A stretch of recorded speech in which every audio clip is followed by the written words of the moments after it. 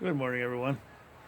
What I have here today is another Kephart knife. This one is different. Of course, it has a steel bolster on the handle.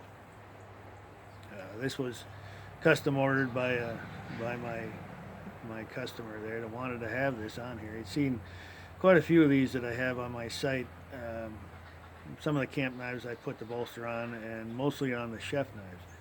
It's not anything necessary. It's just that it adds quite a bit. Certainly looks nice. It adds some heft to the knife, a balance to it. It's hard to describe unless you actually have it in your hand and use it. And again, these are incredibly popular knives that I sell here, the Kephart style. It does just about everything good.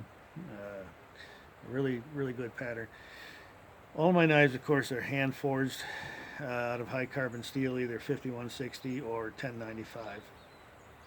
And this particular one has what I call gunstock tiger maple for the handle.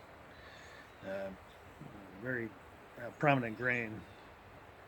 And it also is the most popular knife handle that I have here.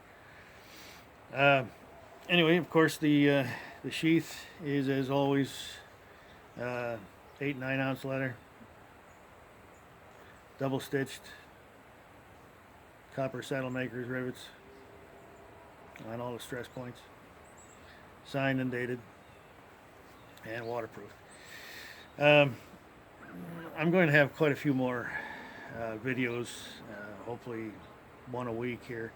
If you'd like to subscribe to my channel, please, YouTube here. Uh, there's a bell icon as well that you can click onto, and that'll notify you of any new ones that I happen to have putting up at that time.